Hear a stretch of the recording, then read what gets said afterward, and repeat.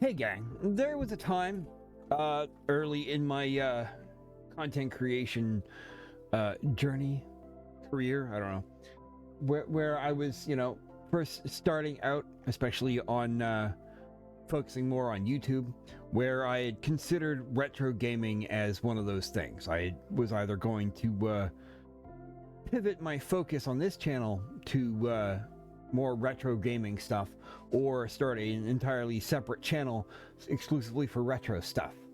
And ultimately, I didn't. Now, of course, I adore all the games I grew up with. I'm soon turning 47, so I've been around for the majority of the game industry, especially in its revival in the 80s. So I grew up with, the Atari 2600, and then the NES, and Sega, and all the generations that followed. And there are games I adore on every single system in every era. And, I plan to do retro gaming on, like, my Twitch channel. I'm going to have a retro day where I play older games. A lot of them are going to be the remakes and the remasters, mind you, but still, I am a passionate lover of the games I grew up with and the nostalgia that those invoke. That said, as the title suggests, retro gaming as a niche, especially on YouTube, retro gaming content is a dead end. Let's be honest. And when I was first thinking about it, and I was looking, and there's some really big retro creators, and I've got a couple of friends who are really deep into the retro community, and that's great for them. But I have noticed that they have all hit stone walls, partly because, there's creators who have been around for, 20 years now. YouTube turned 20. So there have been creators around for, over a decade now who have built a large following from retro gaming, but they've reached a certain limit because retro gaming can only go so far. There's only so many people who are going to be interested in it.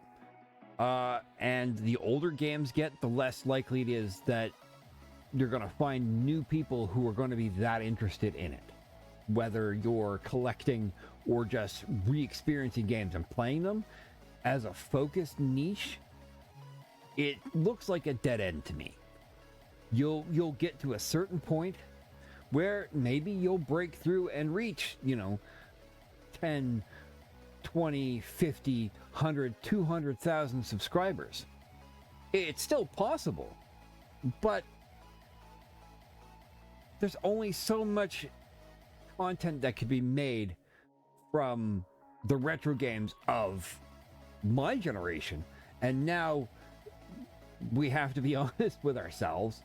20 years have gone by for an entire other era of gaming, with PS1 and the Xbox 360, well, the original Xbox, and then the 360 and the PS3, they're now reaching retro status. Like PS2, PS1, they're retro games. Well, PS3 and the 360, I'm sorry, but those are old now. Those are considered retro now. And there's going to be creators who are going to make stuff exclusively around those consoles. And soon, eventually, as weird as that sounds, the PS4 and the Xbox One, another few years, those are going to be considered retro too. But they're not going to have... they're going to have nostalgia for the people who grew up with those, who were kids for those things. But it's still... it'll only get you so far.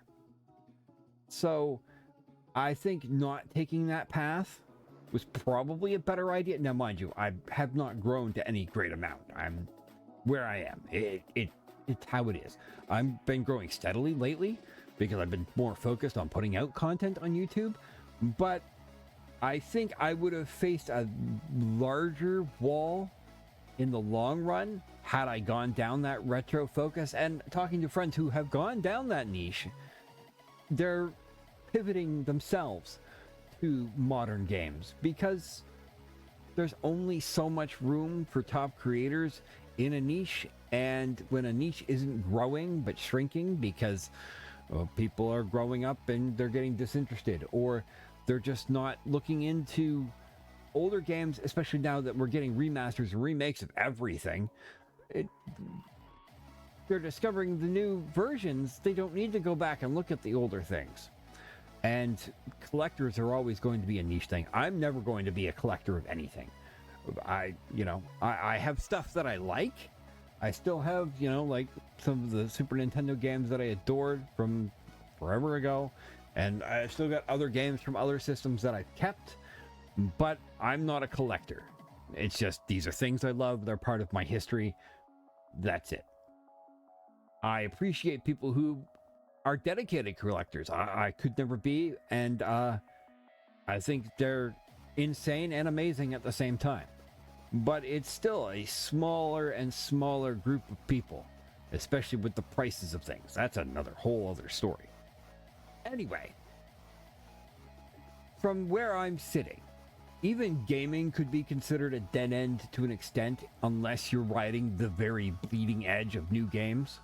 And with me, with my main focus on indie games and certain particular genres, that's because those are the ones I love. It's not an intentional, oh my god, this is where I'm going to make it big with my content. It's just, that's the content I adore. As much as I love retro games, there's no future there as a creator unless you happen to get really lucky, or you find something, some kind of spin or something that somebody hasn't done before or didn't do quite as well as you do. And that's just the reality of content creation overall.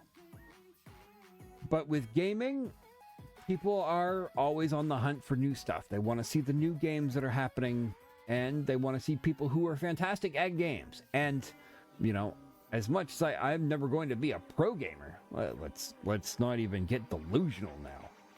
I'm just a happy, cozy gamer who loves to play the games that I love to play. And I love sharing them and talking about them with you. So, the path not taken was probably a good choice. And I'll be honest, I can only go back to so many different games before even I get tired of them. Like, I play certain Final Fantasy games I'll play again every couple of years. Or, some of the classic NES and Super Nintendo games that were just fun casual games. I'll boot those up sometimes just because it tickles my brain a little bit. Could I make it my regular content? No, I would get bored as hell. I couldn't do it. There are games that I want to play again, especially the remasters like 2nd and 2. I need to pick up the new Lunar Collection.